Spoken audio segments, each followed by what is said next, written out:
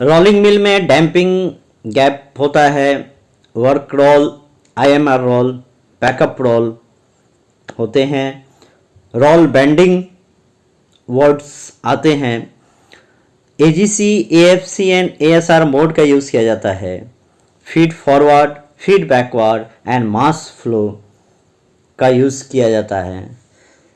Rolling mill में pressure transducer and LVDT का importance होता है।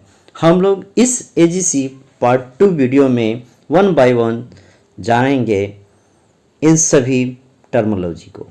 दोस्तों, मैं हित कुमार इलेक्ट्रिकल का जानकार लेके आया हूँ rolling mill concept AGC part 2। आइए देखते हैं आगे इसके बारे में।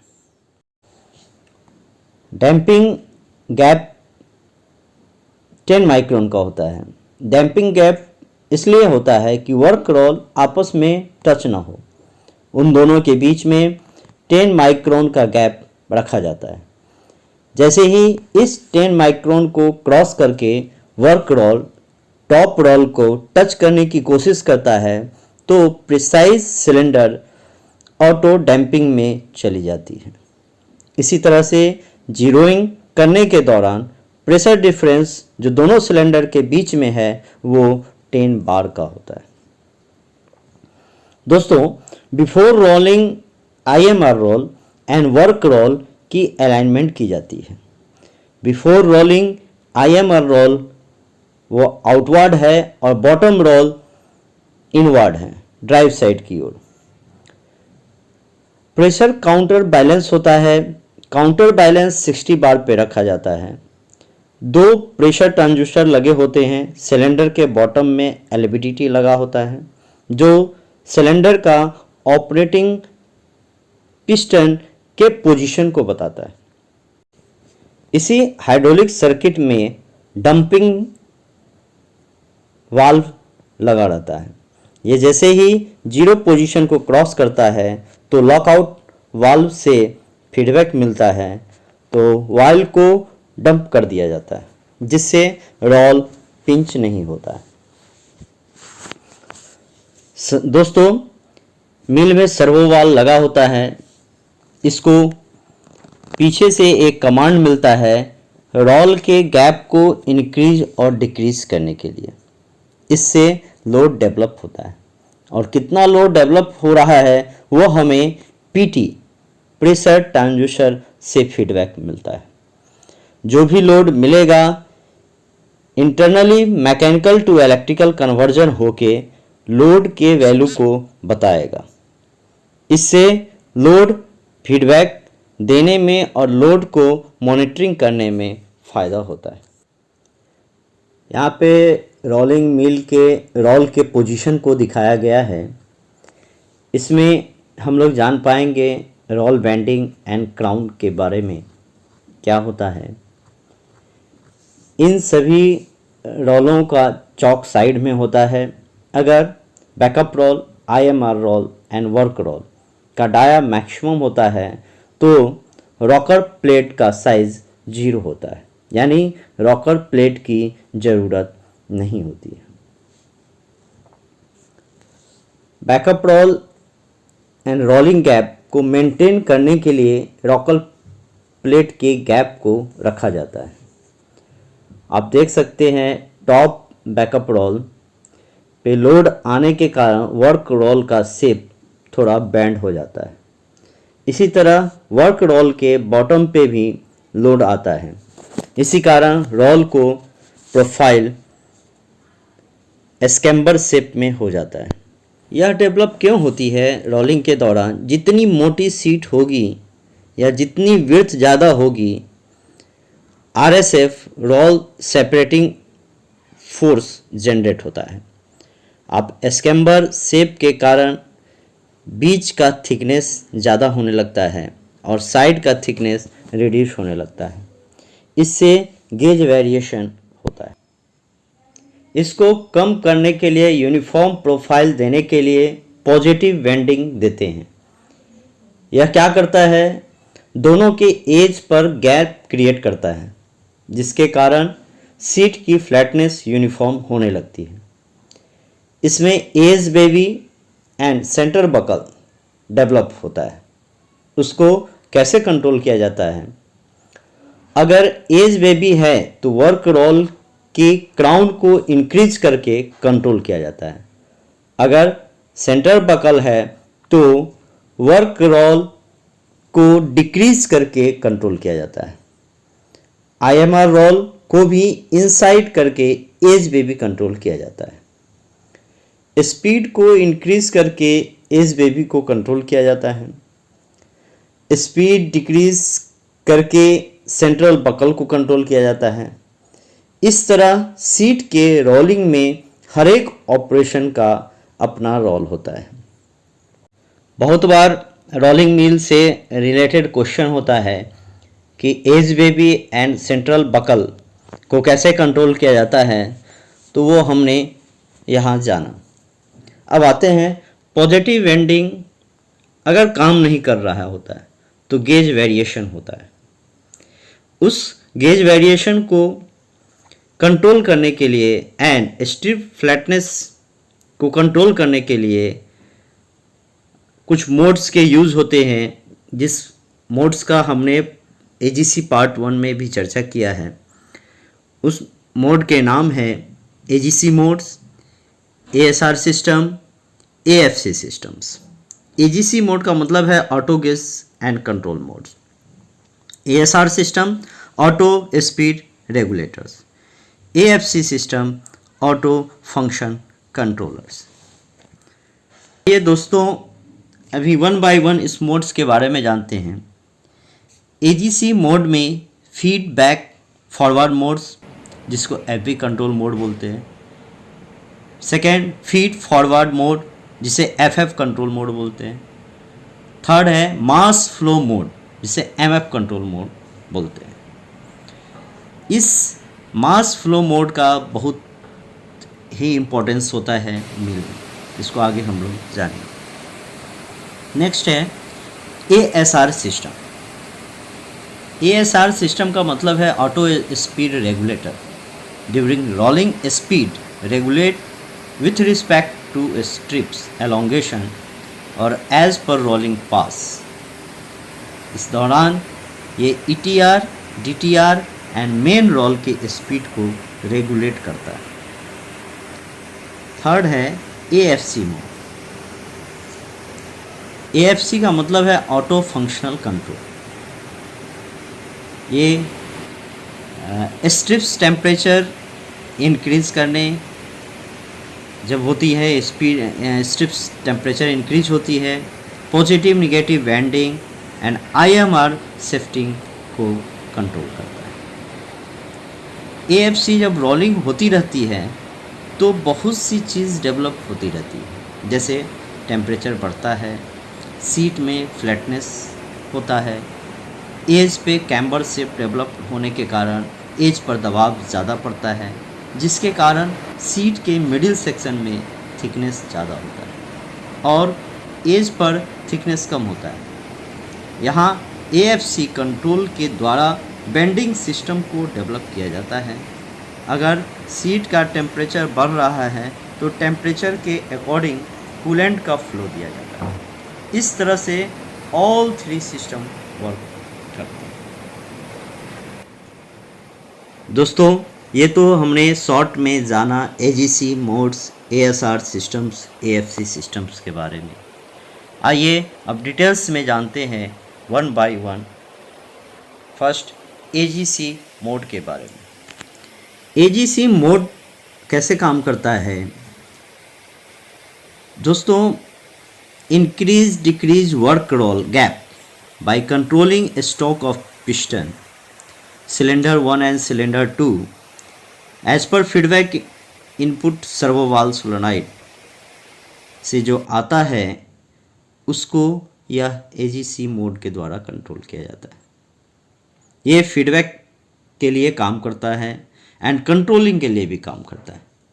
गेज एंट्री से डिलीवरी की ओर सीट जाती है, उसके गेज को बताता है। स्पीड टेको लगा होता है डिफ्लेक्टर रोल पे। पीटी प्रेशर ट्रांसड्यूसर लगा होता है। गेज दोनों साइड लगे होते हैं। सीट ईटीआर से डीटीआर की ओर जो जाती है सीट, उसकी थिकनेस को बताता है। ये डिफ्लेक्टर रोल है जहां स्पीड टेको लगा होता है। डाउन साइड में एक सिलेंडर लगा होता है जो सर्वो सिस्टम से ऑपरेट होता है। यहाँ प्रेशर ट्रांसड्यूसर लगा होता है। इसी के साथ में ड्राइव साइड में पैरेलल सिलेंडर लगा होता है। दो सिलेंडर के बॉटम में प्रेशर ट्रांसड्यूसर लगे होते हैं। इससे हमें पता लगता है कि रोल पे कितना लोड डेवलप हो रहा है। काउंटर लोड को माइनस करने के बाद प्रेशर ट्रांसड्यूसर का वैल्यू हमें स्क्रीन पे दिखाई देता है। ये वैल्यू कैलकुलेट वैल्यू होता है जो टन में होता है और हमें पता लगता है कि सीट पे कितना लोड दिया जा रहा है। इसी लोड से ऑपरेटर या मिल इंचार्ज को पता लगता है कि फीडिंग कितना देना है। एज पर प्रीवियस जो भी फीड है उसके रिस्पेक्टिव रोलिंग हो रहा है कि नहीं उसका पता लगता है, जिससे मॉनिटरिंग आसान हो जाती है। एजीसी मोड को gauge feedback, speed feedback, PT and LVDT feedback मिलता है। एलवीडीटी एरर करेक्शन करने में मदद करता है। वह यह बताता है कि सर्वो वाल्व को जो कमांड मिल रहा है उसके हिसाब से पोजीशन ऑपरेट हो रही है या नहीं। ये एलवीडीटी के द्वारा फीडबैक मिलता है। दोस्तों, हम लोग पहले ही जाना कि एजीसी 3 मोड पे काम करता है। पहला मोड है फीड फॉरवर्ड कंट्रोल मोड। यह प्रेडिक्शन मोड पे काम करता है। इसे रिक्वायर्ड होती है एंट्री थिकनेस की। हमें पहले से प्रेडिक्शन होता है कि कितना सीट का गेज बनाना है, तो वो डाटा ये लेता है। यह एंट्री साइड थिकनेस को कैलकुलेट करता है। इसे पीटी द्वारा फीडबैक मिलता है कि सीट पे कितना लोड है। ये कैलकुलेट करता है कि कितना लोड और हमें चाहिए। कैलकुलेट करके जितना लोड चाहिए उसके हिसाब से लोड इंक्रीज और डिक्रीज करता है। Second, feed backward control mode. Generally slow speed mill के लिए यूज होता है। इसमें एग्जिट साइड का गेज मॉनिटर करता रहता है। जो सीट रोलिंग हो के आ रही है वो गेज कैलकुलेशन के हिसाब से आ रही है या नहीं। अगर इसमें एरर है तो फिर ये फीडबैक डेटा सर्वो को speed reverse increase and decrease करने में, लोड कंट्रोल करने में काम आता है। मास फ्लो कंट्रोल मोड तभी काम करता है जब इसको एंट्री थिकनेस फीडबैक मिलता है।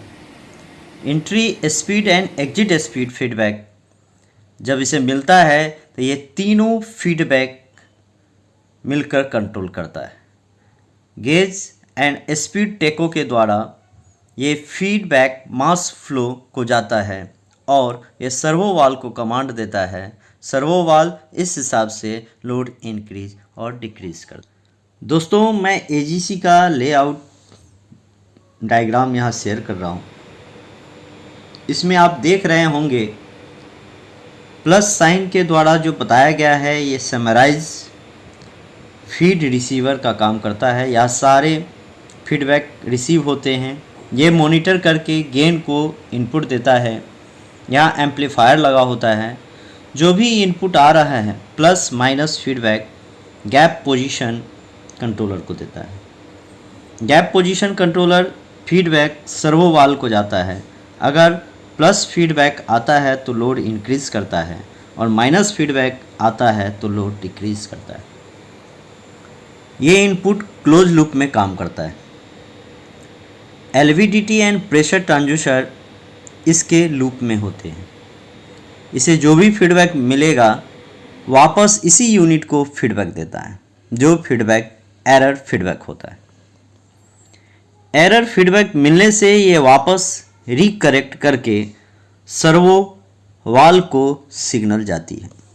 इसके हिसाब से रोल का स्ट्रोक एडजस्ट होता है। इसी तरह से पीटी प्रेशर ट्रांसड्यूसर लोड को कैलकुलेट करके drive side and non drive side load को कैलकुलेट करके कंट्रोलर यूनिट को भेजता है जो फोर्स दिया गया है, और जो फीडबैक आ रहा है अगर दोनों मैच नहीं करेगा तो एरर को करेक्शन करते हुए गैप पोजीशन कंट्रोलर होते हुए वापस सिलेंडर को फीडबैक मिलता है, जिससे यूनिफॉर्म प्रोफाइल रोलिंग होने में मदद मिलता है। मैंने आपको 3 मोड बताया, feed forward mode, feed backward mode and mass flow control.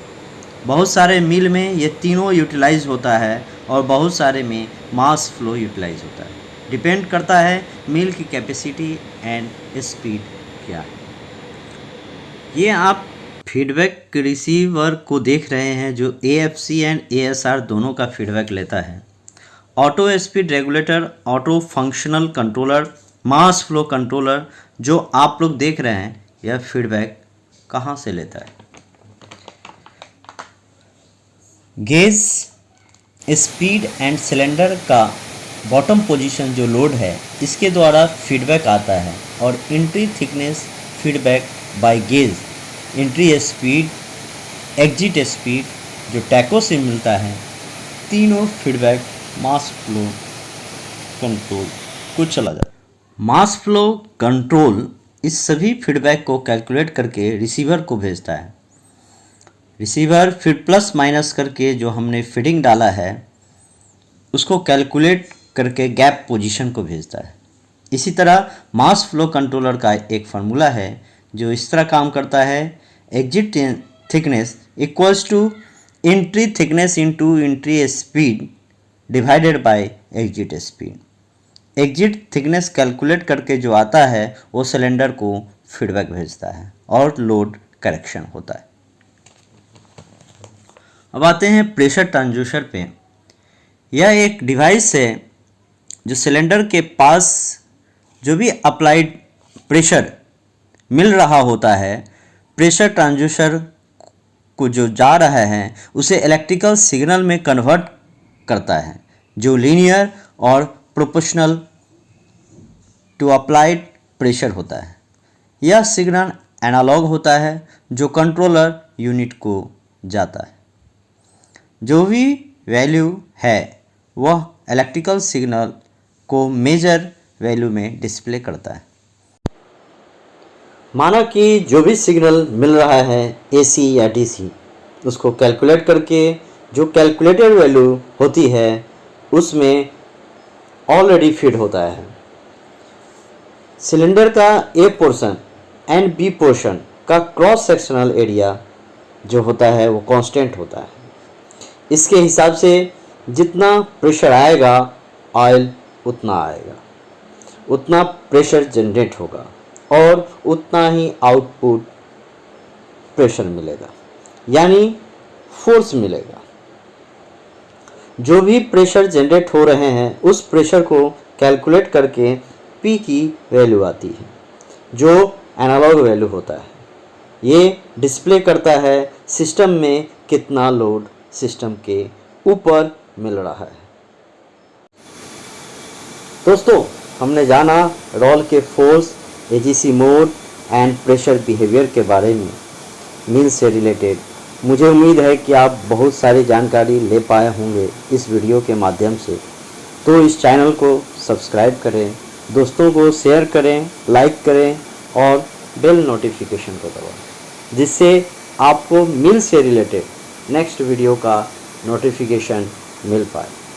Next video में हम लोग जान पाएंगे पे ऑफ रील के बारे में, ETR, DTR, mill stand, screw down, pulse encoders, auxiliary hydraulic systems, roll coolant, spindle lubrication, roll balance, mill speed कैसे निकालते हैं, रील टेंशन कैसे निकालते हैं, कंपनसेशन टॉर्क क्या होता है, इन सभी का कैलकुलेशन जान पाएंगे। Thank you. सब्सक्राइब करें, लाइक करें, शेयर करें और बेल बटन दबाएं। Thank you.